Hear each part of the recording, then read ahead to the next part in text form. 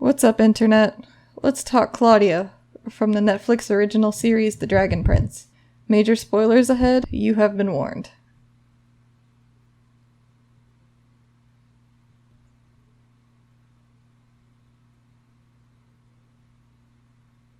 To keep it short and blunt, The Dragon Prince is an epic fantasy world. You've got dragons and elves who have the ability to connect to primal sources of magic called arcanums.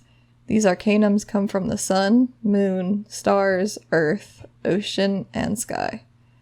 The dragons and elves use these powers to thrive and live very comfortable lives, while the humans, who don't have any magic at all, are basically left to live with nothing. All of this ends up changing when an unnamed mage obtains a new magic called dark magic. Dark magic works by taking living magical creatures and squeezing the life essence out of them to be used by any human who's taught how to do it. The elves and dragons are horrified by this and end up in a massive mage war, where humans get cast out and sent to live on the east half of the continent, while the elves and dragons stay on the west half, and the Dragon King himself ends up guarding the border. The story officially kicks off after 1,000 years or so, in the kingdom of Katalis, a few months after High Mage Viren and King Harrow had just used heinous dark magic to remove the Dragon King from his throne and destroyed the egg of the Dragon Prince. Right away, we're introduced to siblings Claudia, Soren, and the series protagonists Callum, Ezrin, and Rayla. If you fast forward 3 amazing seasons of stories and hop onto fan pages, you'll find many fans hoping for Claudia to get a redemption arc after she's divided away from Soren to help her father Viren after being the series antagonist for the first 3 seasons.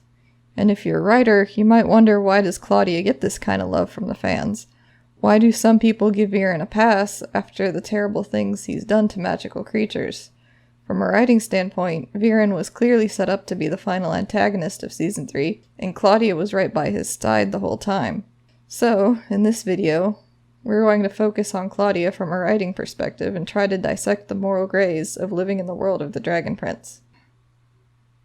Claudia was born June 16th to her parents Viren and Lisa 2 years after her older brother Soren. Early on, Lisa and Viren split up over issues in their marriage and told Soren and Claudia they had to choose who they wished to stay with. Claudia loves her family and found herself torn over the decision, but Soren immediately chose to stay with Viren. Lisa then advised Claudia to stay with Viren for her Soren's sake and left the family to return to her former home of Delbar. Eventually, Claudia took after her father's interest in dark magic and became his apprentice. In the first episode, we meet Claudia as a bubbly, happy bookworm who currently has the interest of series protagonist Callum. She's portrayed in the series as very committed to her family, and is most frequently shown as doing what she does for their sake. Now, Claudia's actions throughout the series. There's a lot to go over here, so for the sake of length, I'm only going to cover Claudia's biggest impacts to the stories, and again, spoilers. After Callum and Ezrin find the egg of the Dragon Prince while running from assassin Rayla, Rayla then comes to the conclusion that she doesn't need to destroy Prince Ezrin as revenge for the egg's destruction, since it didn't happen. The boys agree with this, since the destruction of the egg is what's about to send the human kingdoms into all-out war with the elves and dragons of Zadia, and would like to avoid this if at all possible. However, Claudia catches up to them and attacks Rayla while trying to protect the princes, because, she's an assassin who's supposed to be killing them. But the princes have sided with Rayla, and decided that returning the egg to the Dragon Queen is super important to preventing war with Zadia. Claudia, however, believes that her father Viren took the egg to protect humankind, and attempts to chase them down to retrieve it, as Ezrin, Callum, and Rayla flee to Zadia, but fails to stop them. Later, her father Viren tasks her and Soren with tracking down the princes and retrieving the egg, and is told to prioritize getting the egg over her brother's life. It's also worth mentioning here that Viren also went to Soren and told him to arrange for Princes Callum and Ezrin to meet an unfortunate end out in the wilderness. Claudia and Soren then go out themselves to track down the protagonist trio, and neither are aware of what Viren told the other. Claudia and Soren catch up to the protagonist trio at a pit stop at the top of the cursed caldera, and Claudia uses an ocarina to lull Rayla to sleep while she's on watch for the group, since Soren doesn't want to just off a defenseless person.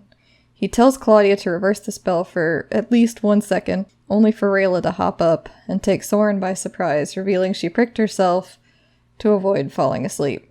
Soren and Rayla then fight before being broken up by Callum, who sees them both as friends and tells them to fight it out in the morning if he can't convince them that they're both on the same side. Claudia is swiftly informed by Callum that they, the princes, were not kidnapped as was the initial impression, and is also informed that the egg has recently hatched, and is now Zim, the adorable dragon prince hatchling. Later, Claudia agrees to a date with Callum, still his interest at this point, and while catching up since they're still friends, Callum and Claudia have an insightful conversation about dark magic. Callum is frustrated that humankind are unable to learn primal magic, and Claudia reassures him that this is exactly what dark magic is for. To quote Claudia directly, "Here's how I think about it. Humans weren't born with magic, we were born with nothing.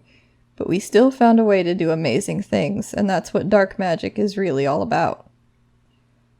Soren and Claudia fail to convince the princes to come home, who later escape to continue the journey. Continuing to follow the trio, Claudia and Soren arrive at a small town close to the border to find that a dragon has been routinely flying over the town, causing some distress, but have decided not to take the first strike, until Soren steps in and fires a ballista to try to scare it off, but it just comes back again and lights the whole town on fire. And a lot happens during the ensuing chaos, but to sum it up, the town is torched and Soren finds himself paralyzed from the neck down.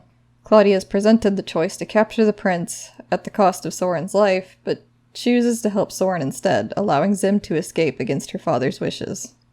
Afterwards, Soren informs Claudia about their dad's secret plan to have Soren kill the princes, and how he's relieved that now he's paralyzed since he won't be able to hurt them now.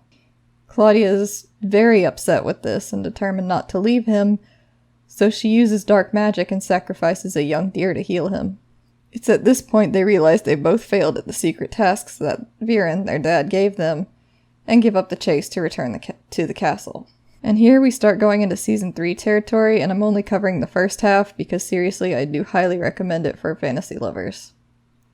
When Claudia and Soren return to the castle, they find themselves surprised to see Prince Ezrin split up from the group and has now taken his rightful place as the King of Katalis, and also learn that their father Viren has been imprisoned for treason after he attempted to manipulating the throne for himself. Ezrin ultimately decides that he will not punish kids for the crimes that their parents committed and let them go. Soren and Claudia then confront their father Viren, who denies ever telling Soren to kill the princes, and Claudia is relieved that this is a misunderstanding. It's not, and Soren realizes that while he may not be the brightest person in Katalis, he definitely would not misunderstand such a serious request. Claudia decides to continue to blindly follow her lying father into usurping the throne of Katalis, and marches with him and his army into the goal of conquering Zadia with dark magic. Soren, however, begins to realize that his dad may not actually be the nicest person, and maybe isn't doing what's best for Katalis, and decides to leave Claudia, much to her great dismay. Claudia has a very sunny disposition. She loves her family and cares for her friends. Anytime she's on screen, you just can't help but think that she should be one of the protagonists, but she's not. And having the series' main antagonist for a father really doesn't help, but you can understand her and everything that she does, even if her actions are directly opposed to the series' protagonists and end up causing more chaos. Claudia is a very complex character with a lot of support from fans. I made a poll on Reddit asking the fandom what role she plays in the series. Results here.